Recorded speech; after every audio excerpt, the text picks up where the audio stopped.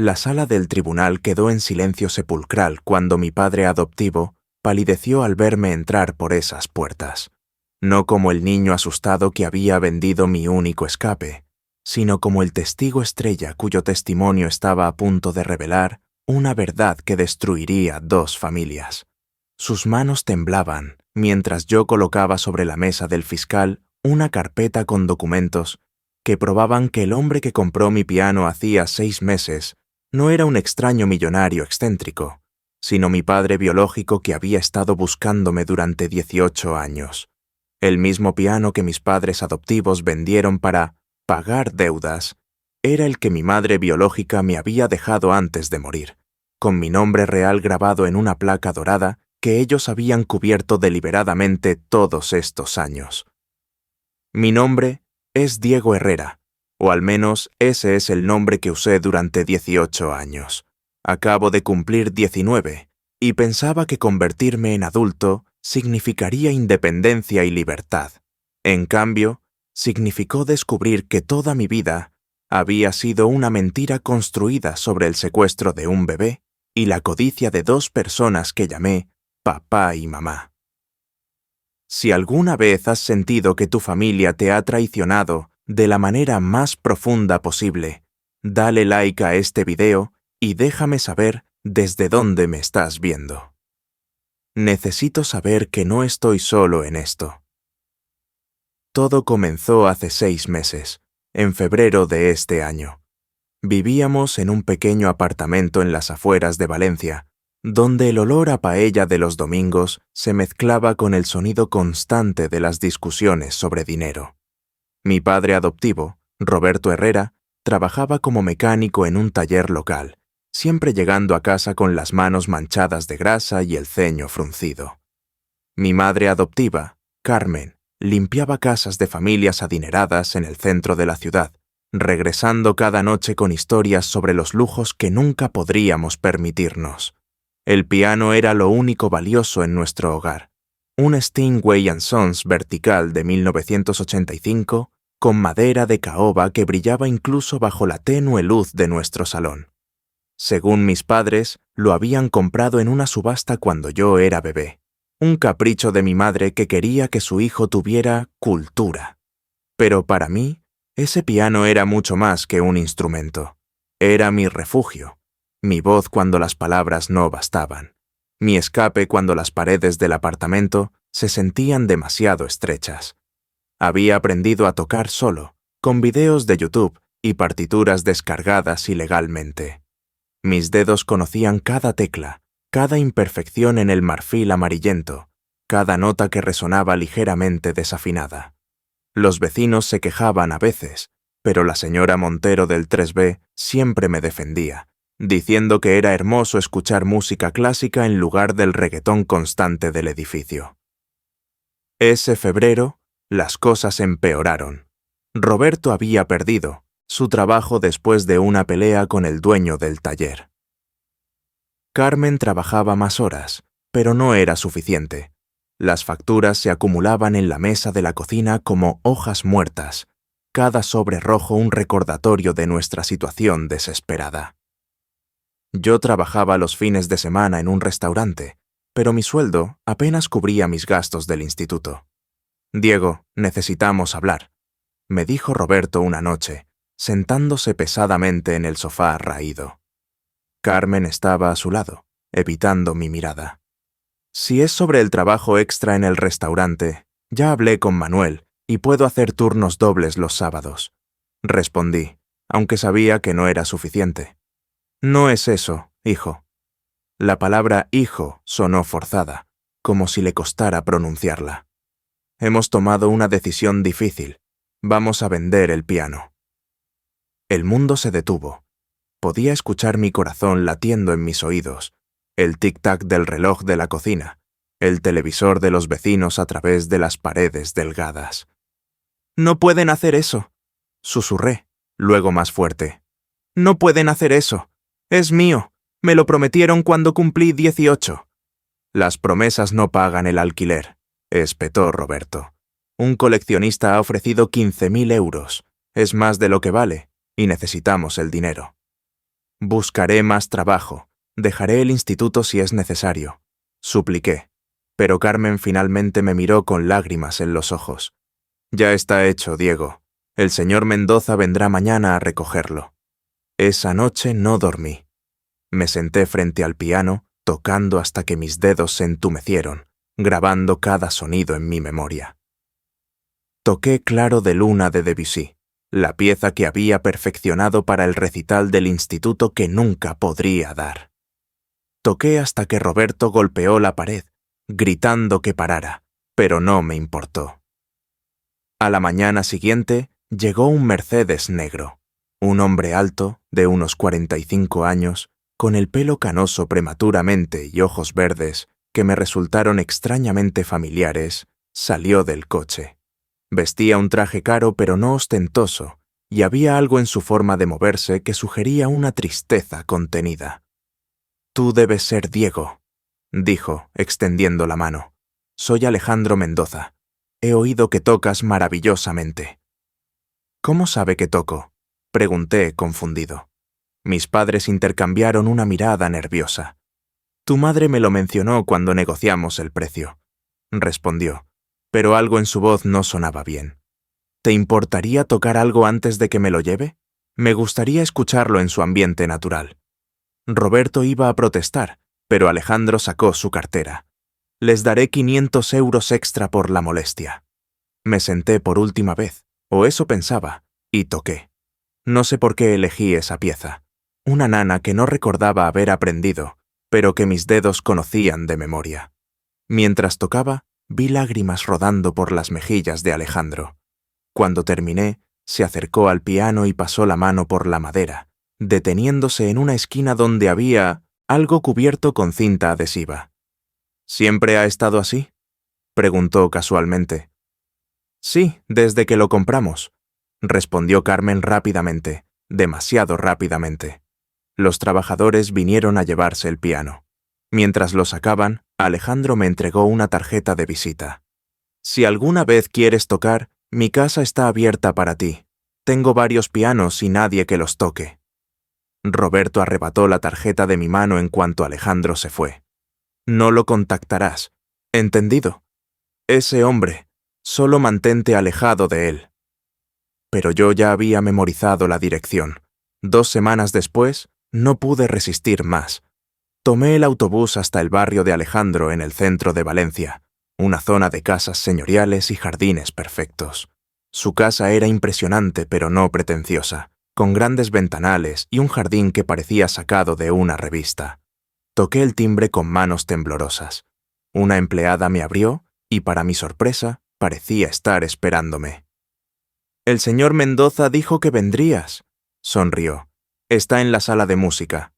La sala de música era un sueño. 3 pianos de cola, incluido mi Steinway, instrumentos de cuerda en las paredes y una acústica perfecta. Alejandro estaba sentado frente a mi piano, con las manos sobre las teclas pero sin tocar.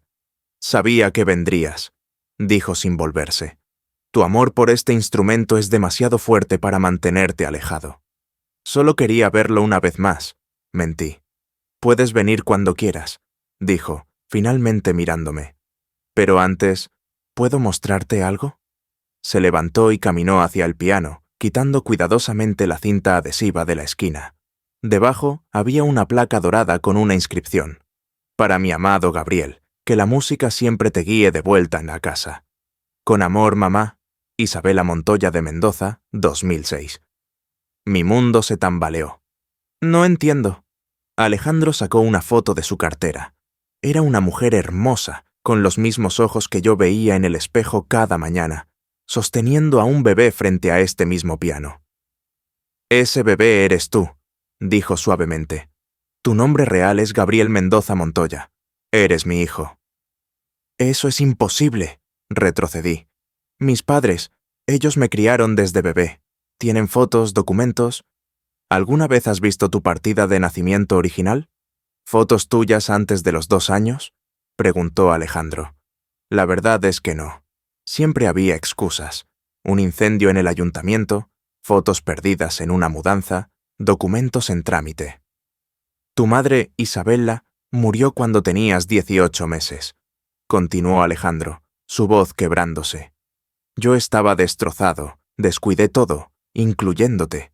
Contraté a una niñera, Carmen Ruiz, para que te cuidara mientras yo intentaba sobrevivir al dolor. Un día, llegué a casa y habían desaparecido. Tú, Carmen, todo. La policía dijo que probablemente te había llevado a Marruecos, que era imposible rastrearte. Busqué durante años, gasté una fortuna en detectives, privados, pero nada. Carmen, ¿mi madre es Carmen Ruiz? Mi voz era apenas un susurro. Cambió su apellido a García cuando se casó con Roberto Herrera. Se mudaron aquí hace 5 años, cuando creyeron que era seguro. Pero yo nunca dejé de buscar, nunca dejé de poner anuncios sobre el piano de Isabela, esperando que algún día apareciera en alguna venta, en alguna subasta. Cuando vi el anuncio en internet hace un mes, con la foto del piano, supe que finalmente te había encontrado. Pero si sabías, ¿por qué no llamaste a la policía inmediatamente? Porque necesitaba estar seguro, y porque... Pausó, mirándome directamente. Porque quería darte la oportunidad de conocer la verdad por ti mismo, de elegir qué hacer con ella. Eres adulto ahora, Gabriel. La decisión es tuya. Pasé las siguientes semanas viviendo una doble vida. Durante el día, actuaba normal en casa, observando a Roberto y Carmen con nuevos ojos, notando cosas que antes ignoraba. Cómo Carmen palidecía cuando pasaban sirenas de policía. Cómo Roberto destruía cualquier correo oficial antes de abrirlo. Cómo ambos se ponían nerviosos cuando alguien mencionaba mi parecido con alguien, pero nunca especificaban con quién. Por las tardes visitaba a Alejandro. Me mostró álbumes de fotos, videos de mi primer cumpleaños, grabaciones de Isabella tocando el piano, mientras yo, bebé, la miraba fascinado desde mi silla alta. Me mostró mi verdadera partida de nacimiento, los reportes policiales de mi desaparición, los años de búsqueda infructuosa. ¿Por qué lo hicieron?, le pregunté un día. Carmen no podía tener hijos, explicó Alejandro. Lo supe después, investigando su pasado. Ella y Roberto lo habían intentado durante años. Supongo que cuando me vio destrozado, incapaz de cuidarte apropiadamente, decidió que ella sería mejor madre. ¿Y el dinero? Tomó todo el efectivo que había en la casa, las joyas de Isabela, suficiente para empezar una nueva vida. La verdad me consumía. Cada cena familiar era una tortura. Cada te quiero, hijo de Carmen, una puñalada. Empecé a grabar conversaciones, a hacer preguntas aparentemente inocentes que los ponían nerviosos. Una noche, Carmen entró a mi cuarto llorando. «Diego, mi amor, ¿qué te pasa? ¿Estás tan distante últimamente?» «¿Alguna vez has hecho algo de lo que te arrepientas, mamá?», pregunté, estudiando su rostro. Se congeló por un momento, luego me abrazó fuertemente.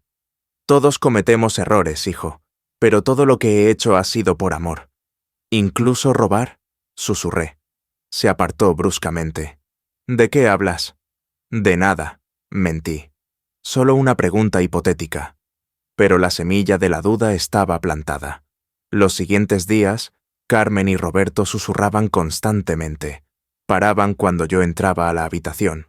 Revisé sus cosas cuando no estaban y encontré pasaportes falsos con nombres diferentes. Dinero escondido, pasajes de autobús a Portugal. Planeaban huir. Llamé a Alejandro inmediatamente. «Van a escapar. Tenemos que actuar ahora». «No», dijo calmadamente. «Déjalos ir si quieren. No quiero venganza, Gabriel. Solo te quería a ti de vuelta». Pero yo sí quería justicia. O tal vez venganza. La línea entre ambas se había vuelto borrosa. Si estás sintiendo la tensión de esta historia, si entiendes la rabia de descubrir que toda tu vida ha sido una mentira, suscríbete al canal y comparte tu experiencia en los comentarios. A veces necesitamos saber que no estamos solos en nuestro dolor. Esa noche, confronté a mis padres durante la cena. «Sé quién soy», dije simplemente, dejando caer una foto de Isabela sobre la mesa. Sé quién es Alejandro Mendoza, y sé lo que hicieron. El tenedor de Carmen cayó al plato con un estrépito. Roberto se levantó de un salto, pero yo continué. Gabriel Mendoza Montoya, ese es mi verdadero nombre, y ustedes me robaron de mi padre cuando mi madre murió. ¡No entiendes nada!, gritó Carmen, las lágrimas corriendo por su rostro. Ese hombre no te cuidaba. Estaba borracho todo el tiempo. Te dejaba solo con cualquiera. ¡Te salvé! «Me salvaste o me condenaste a una vida de mentiras», respondí. «¿Me salvaste o solo querías un bebé y viste la oportunidad?» Roberto intentó acercarse a mí, pero retrocedí. «No me toques, ninguno de los dos. Ya llamé a la policía, vienen en camino». «Por favor, Diego, Gabriel, como te llames», suplicó Carmen. «Eres nuestro hijo. Te criamos, te amamos. ¿Eso no cuenta para nada?» ¿Me amaban cuando vendieron el único recuerdo real de mi madre? ¿Me amaban cuando me mintieron cada día de mi vida? ¿Me amaban cuando planeaban huir a Portugal sin siquiera despedirse? Sus rostros palidecieron. No sabían que había encontrado los pasajes. Las sirenas se escucharon en la distancia. Carmen cayó de rodillas, sollozando. Roberto la abrazó, mirándome con una mezcla de odio y resignación. «Siempre supe que este día llegaría», murmuró. «Tienes sus ojos, los ojos de ella. Cada día era un recordatorio de lo que habíamos hecho». La policía llegó junto con Alejandro. No hubo resistencia. Mientras los esposaban, Carmen me miró por última vez. «Perdóname», susurró. «De verdad te amé como si fueras mío». «Yo también los amé», respondí, y era verdad. Pero el amor construido sobre mentiras es como una casa sobre arena. Eventualmente se derrumba. El juicio fue rápido. Secuestro de menor, falsificación de documentos, robo. Carmen recibió 8 años. Roberto, como cómplice, 5. Testifiqué en su contra, cada palabra arrancando pedazos de mi corazón. Porque a pesar de todo, eran las únicas figuras parentales que había conocido. La sala del tribunal estalló en murmullos cuando revelé que había grabado conversaciones, que había encontrado evidencia de sus planes de fuga. El fiscal presentó las pruebas que Alejandro había reunido durante años, testimonios de vecinos que recordaban la desaparición, registros bancarios que mostraban los depósitos repentinos de Carmen en 2006, el informe forense que confirmaba que mis huellas infantiles coincidían con las del bebé desaparecido. Pero el momento más devastador llegó cuando el abogado defensor de Carmen presentó su argumento. Mi cliente actuó por amor maternal, no por malicia. Salvó a este niño de un padre negligente y le dio un hogar estable. Alejandro tuvo que testificar sobre su alcoholismo después de la muerte de Isabela, sobre las noches que me dejó con niñeras mientras él se ahogaba en su dolor. Verlo revivir esos momentos oscuros fue casi tan doloroso como descubrir la verdad. No fui un buen padre entonces, admitió en el estrado. Pero eso no le daba derecho a robármelo. Me quitaron la oportunidad de mejorar, de ser el padre que Gabriel necesitaba. Después del veredicto, me mudé con Alejandro. La casa que había visto desde fuera era aún más impresionante por dentro, pero se sentía vacía, como un museo de una vida que nunca viví. Mi verdadera habitación de bebé estaba exactamente como Isabela la había dejado, conservada como un santuario durante 18 años. «Podemos redecorarla», ofreció Alejandro. «Hacer que sea tuya». «No sé qué es mío anymore», admití. «No sé quién soy. ¿Soy Diego o Gabriel? ¿Soy el hijo del mecánico o el heredero Mendoza?» «Eres quien tú decidas ser», respondió. «Pero ahora tienes la verdad para tomar esa decisión». Los primeros meses fueron difíciles. Alejandro y yo éramos extraños tratando de ser padre e hijo.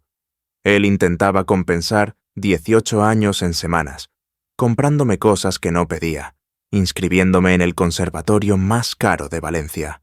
presentándome a una sociedad que me miraba como un fenómeno de circo, el niño robado que volvió a casa. Pero en las noches, cuando tocábamos juntos el piano de Isabella, encontrábamos una conexión real. La música era nuestro lenguaje común. Las notas decían lo que las palabras no podían. Alejandro era un pianista talentoso, algo que heredé sin saberlo.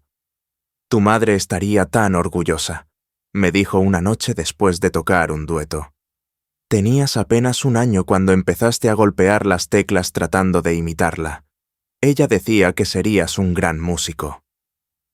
Visité a Carmen en la cárcel 6 meses después del juicio. Había adelgazado.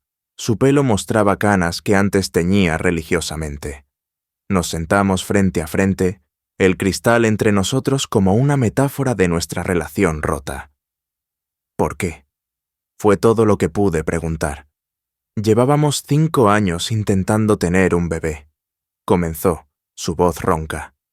5 años de tratamientos, de esperanzas rotas, de ver a otras mujeres con sus hijos mientras mi vientre seguía vacío. Cuando tu padre me contrató, estaba en mi punto más bajo. Roberto acababa de perder otro trabajo, estábamos por ser desahuciados. Y ahí estabas tú, este bebé perfecto con una madre muerta y un padre que apenas podía cuidarse, a sí mismo. Eso no justifica... No lo justifica, me interrumpió. Pero necesito que entiendas que no fue un plan malvado. Fue un momento de locura, de desesperación. Vi la oportunidad y la tomé. Y luego cada día después fue otro crimen, otra mentira para cubrir la anterior. Pero Diego, Gabriel, mi amor por ti fue real. Cada momento, cada sacrificio, cada noche que me quedé despierta cuando estabas enfermo. Eso fue real. El amor real no se construye sobre el dolor de otros. Respondí. Alejandro me buscó durante 18 años. 18 años preguntándose si estaba vivo, si era feliz, si algún día volvería a verme. Lo sé, lloró, y viviré con esa culpa el resto de mi vida. Pero necesito que sepas que traté de ser una buena madre, que cada decisión que tomé, incluso vender el piano, fue pensando en tu bienestar. Vendiste el piano porque sabías que Alejandro lo reconocería eventualmente. La acusé. Vendiste mi única conexión real con mi madre biológica para proteger tu mentira. No pudo negarlo. Salí de esa visita sintiendo un vacío extraño. No era paz, pero tampoco era la rabia ardiente de antes. Era algo más complejo, más adulto. La comprensión de que las personas pueden hacer cosas terribles, por razones comprensibles, que el amor y el daño pueden coexistir, que a veces no hay villanos perfectos ni víctimas perfectas. Roberto nunca quiso verme. Supe por el abogado que culpaba a Carmen por todo, que decía que él solo había seguido su plan. Pero también supe que fue él quien falsificó mis documentos, quien creó la identidad de Diego Herrera, quien me enseñó a mentir sobre mi pasado inventado. 1 año después del juicio, di mi primer concierto profesional. Alejandro había movido sus influencias para conseguirme una audición en el Palau de la Música Catalana en Barcelona. Toqué el mismo programa que Isabella había tocado en su último concierto antes de enfermarse, Chopin, Debussy y una composición propia que ella nunca pudo estrenar. La sala estaba llena. En primera fila, Alejandro lloraba abiertamente. En algún lugar entre el público, sabía que la señora Montero del 3B había venido desde Valencia, la vecina que siempre defendió mi música. Incluso algunos compañeros del instituto habían hecho el viaje. Antes de la última pieza, me dirigí al público. Esta noche toco en memoria de Isabella Montoya de Mendoza, mi madre biológica que nunca pude conocer, pero cuya música vive en mis dedos. También toco por todas las verdades enterradas que eventualmente salen a la luz, por las identidades robadas que se recuperan, por los padres que nunca dejan de buscar a sus hijos perdidos. Hice una pausa, las palabras siguientes atascadas en mi garganta. Y también toco por el perdón, porque he aprendido que aferrarse al odio es como tocar un piano desafinado. No importa cuán perfecta sea tu técnica, la música siempre sonará mal. La última pieza fue la nana que había tocado instintivamente el día que Alejandro vino por el piano. Después supe que Isabella la había compuesto para mí, que me la tocaba cada noche antes de dormir. Mi memoria muscular la había conservado incluso cuando mi mente consciente la había olvidado. El aplauso fue ensordecedor, pero yo solo podía pensar en cómo la música había sido el hilo que me había llevado de vuelta a casa, el código que había descifrado mi identidad robada. Después del concierto, Alejandro me abrazó como nunca antes lo había hecho, como si finalmente se permitiera creer que era real, que había vuelto. Tu madre estaría tan orgullosa, susurró. Las dos lo estarían, respondí, y lo decía en serio, porque Carmen, a pesar de todo, me había mantenido cerca del piano. Podría haberlo vendido años antes, cuando realmente necesitábamos dinero, pero no lo hizo. Alguna parte de ella sabía que ese piano era mi destino, mi camino de vuelta a la verdad. Hoy, 3 años después, estudio en el Conservatorio de París. Alejandro y yo hemos construido una relación real, no perfecta pero genuina. Hablamos cada día, me visita una vez al mes, tocamos juntos cuando vuelvo a casa. Carmen saldrá en libertad condicional el próximo año. Le escribí una carta hace un mes, la primera comunicación real desde aquella visita en la cárcel. Le dije que la había perdonado, no por ella, sino por mí. Que cargar con el odio era demasiado pesado para alguien que quería volar. Le dije que siempre sería Diego en alguna parte de mi corazón, el niño que ella crió, pero que también era Gabriel, el hijo que Alejandro perdió y encontró. Me respondió con una carta de 10 páginas, manchada con lágrimas, contándome historias de mi infancia que había olvidado o nunca conocí. Cómo mi primera palabra fue música. Cómo lloraba si no escuchaba el piano al menos una vez al día. Cómo a los 3 años intenté arreglar el piano con un destornillador de juguete, porque una tecla sonaba rara. Siempre supe que eras especial, escribió, que estabas destinado a algo más grande que la vida que podíamos darte. Tal vez por eso mantuve el piano. Tal vez, en el fondo, siempre supe que te llevaría de vuelta a donde pertenecías. Roberto fue deportado a Colombia después de cumplir su sentencia. Nunca supe que no tenía papeles legales en España, otra mentira en nuestra torre de falsedades. No he sabido nada de él desde entonces, y está bien así. Él nunca me vio como un hijo, solo como la obsesión de Carmen que tenía que tolerar. A veces me pregunto cómo habría sido mi vida si Isabella no hubiera muerto, si habría crecido en esa casa grande con todos los privilegios, pero tal vez sin la resistencia que la adversidad me dio, si habría amado el piano de la misma manera, o si habría sido solo otro niño rico con clases obligatorias de música. Pero he aprendido que los easy son partituras de canciones que nunca se tocarán. La vida es la música que realmente suena, con sus disonancias y armonías, sus crescendos y sus silencios. El piano de Isabella ahora está en mi apartamento de París. Alejandro insistió en que me lo llevara. Cada mañana, cuando me siento a tocar, paso mis dedos por la placa dorada que Carmen había cubierto. Para mi amado Gabriel, que la música siempre te guíe de vuelta a casa. Y lo hizo. A través de 18 años de mentiras, de identidades falsas, de amor mal entendido y verdades enterradas, la música me guió de vuelta. No a la casa que nunca conocí, sino a mí mismo, a Gabriel Diego Mendoza Herrera, el nombre completo que ahora uso, honrando todas las partes de mi historia. Porque he aprendido que no somos solo el producto de nuestros genes o nuestra crianza. Somos las decisiones que tomamos cuando descubrimos la verdad, la música que elegimos tocar cuando el silencio sería más fácil, el perdón que ofrecemos cuando el odio sería justificado. Mi historia se volvió viral en España. El niño del piano robado. Me llamaron los periódicos. Recibí mensajes de docenas de personas con historias similares, adopciones ilegales, identidades falsas, familias rotas por mentiras.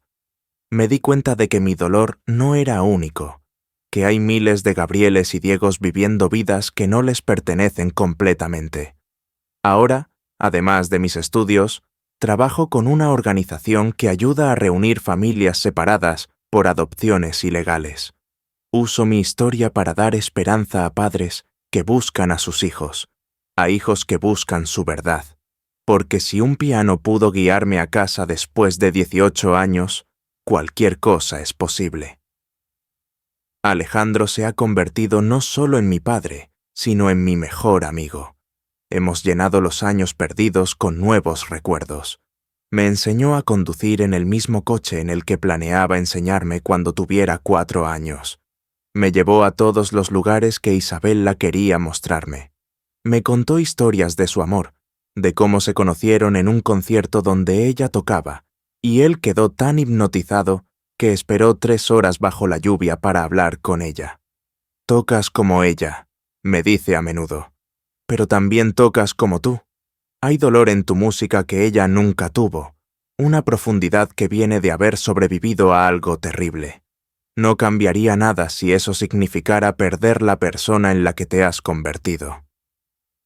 Es una forma generosa de ver la tragedia, pero entiendo lo que quiere decir. El dolor nos forma tanto como el amor. Las mentiras que sobrevivimos nos enseñan a valorar la verdad. Las identidades que perdemos nos ayudan a forjar las que elegimos. Hace un mes recibí una llamada inesperada. Era la señora Montero, mi antigua vecina del 3B. «Gabriel», dijo, y fue extraño escuchar mi nombre real de alguien de mi vida anterior. «Hay algo que necesitas saber, algo que nunca le dije a la policía porque no estaba segura si ayudaría o empeoraría las cosas. Nos encontramos en una cafetería en Valencia. Había envejecido, pero sus ojos seguían siendo amables. Yo sabía», dijo sin preámbulos. «No todo, pero sospechaba. Tu madre, Carmen, hablaba en sueños. La escuchaba a través de las paredes delgadas. Decía el nombre Isabella, pedía perdón, lloraba por alguien llamado Gabriel. Mi corazón se aceleró. ¿Por qué nunca...? Porque también la escuchaba cuando estabas enfermo», continuó. «La escuchaba cantarte, cuidarte, amarte con una devoción que era real. Y pensé que tal vez el universo te había puesto donde necesitabas estar en ese momento. Que tal vez, a pesar del crimen original, estabas donde el amor era más fuerte». «Pero mi padre real me estaba buscando», protesté. «Lo sé, y por eso vivo con mi propia culpa. Pero necesitabas saber que no todo fue mentira. El amor de Carmen, por retorcido que fuera su origen, fue lo más real que vi en ese edificio miserable. Eso no justifica nada, pero tal vez te ayude a sanar». Esa conversación me persiguió durante semanas. La idea de que alguien más sabía, que podría haber terminado todo años antes, pero eligió no hacerlo. Pero también entendí algo. Todos somos cómplices de las mentiras que elegimos no exponer, de las verdades que decidimos no ver. El mes pasado di un concierto benéfico para la Organización de Adopciones Ilegales. Toda la recaudación fue para financiar pruebas de ADN y reunificaciones familiares. Toqué piezas de compositores que también perdieron sus identidades, judíos que tuvieron que esconderse durante la guerra, exiliados que nunca pudieron volver a casa, niños robados durante la dictadura. Después del concierto, una mujer mayor se acercó a mí. «Mi nieta desapareció hace 15 años», dijo, apretando mi mano. «Su madre, mi hija, murió sin saber qué le pasó. Pero escucharte hoy, saber que encontraste tu camino a casa, me das esperanza de que ella también está en algún lugar, tal vez buscando también su verdad». Le di el contacto de los investigadores que ayudaron a Alejandro, los recursos que ahora conozco, porque esa es mi misión ahora. Ser el puente entre los perdidos y los encontrados, entre las mentiras y la verdad, entre el dolor y la sanación. Carmen me escribió recientemente que está estudiando psicología en la cárcel. Quiere entender qué la llevó a hacer lo que hizo. Quiere ayudar a otras mujeres con problemas de fertilidad a no tomar decisiones desesperadas.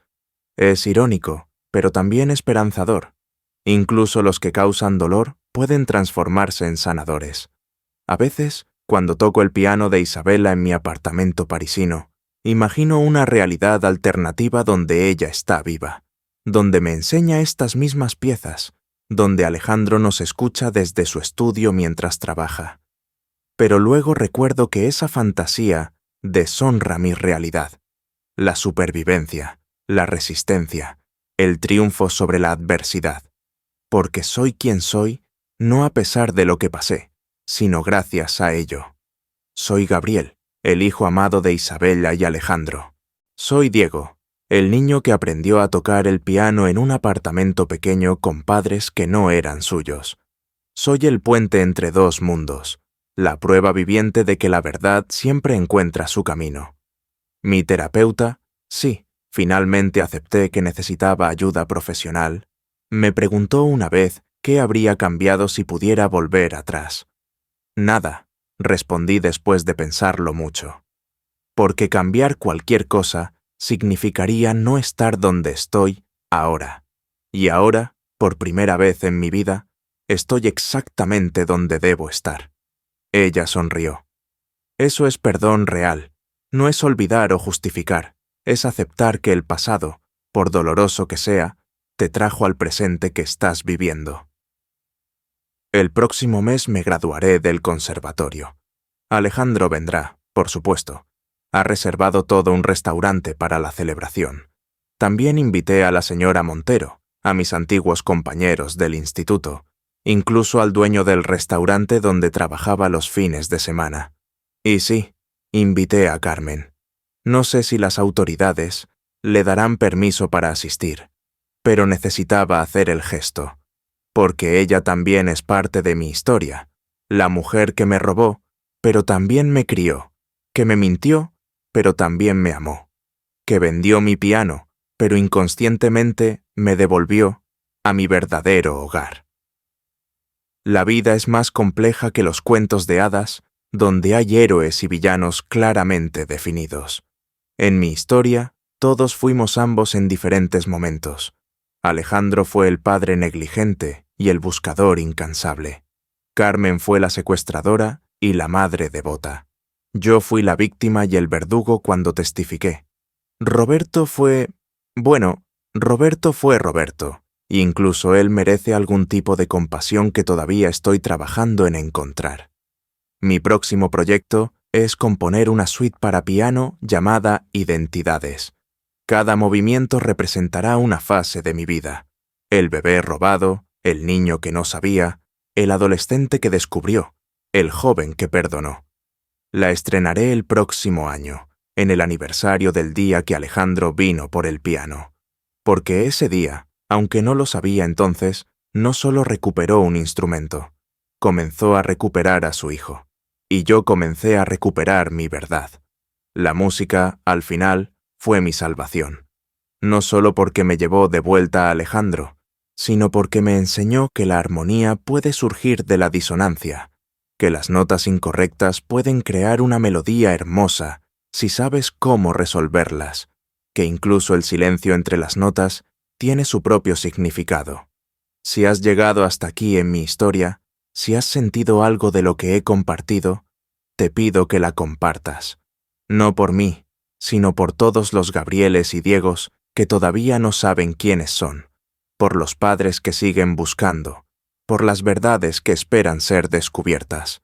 Porque al final, todos merecemos saber quiénes somos realmente. Todos merecemos la oportunidad de elegir nuestra identidad basada en la verdad, no en mentiras. Y todos, absolutamente todos, merecemos la oportunidad de perdonar y ser perdonados. Mi nombre es Gabriel Diego Mendoza Herrera. Fui robado, fui amado, fui encontrado, fui perdonado. Y cada día, cuando me siento al piano que me conecta con la madre que nunca conocí y el padre que nunca dejó de buscarme, toco no solo por ellos, sino por todos nosotros que hemos tenido que encontrar nuestro camino a casa a través de la oscuridad. La última vez que vi a Carmen, antes de su sentencia, me preguntó si podría llamarme hijo una vez más. Siempre seré tu hijo, le dije, solo que no de la manera que planeaste. Y es verdad, porque he aprendido que podemos tener más de una identidad, más de una verdad, más de una familia. El amor, incluso el nacido de mentiras, deja huellas que no se pueden borrar. Y tal vez eso está bien. Tal vez esas huellas son las notas que componen la sinfonía única de cada vida. Mañana tocaré en el Festival de Salzburgo, el mismo donde Isabella dio su último concierto internacional antes de enfermarse. Tocaré su composición inédita, la que encontramos en el banco del piano después de todos estos años, escondida en un compartimento secreto que Carmen nunca descubrió. Se llama Para Gabriel, cuando encuentres tu camino. Como si ella supiera, de alguna manera, que me perdería, pero que la música me traería de vuelta. Y aquí estoy, encontrado, completo, tocando la melodía que me esperó durante 18 años. Porque algunas verdades son demasiado poderosas para permanecer enterradas. Algunas identidades son demasiado fuertes para ser borradas. Y algunos pianos guardan secretos que eventualmente cantarán su verdad, sin importar cuántas mentiras intenten silenciarlos.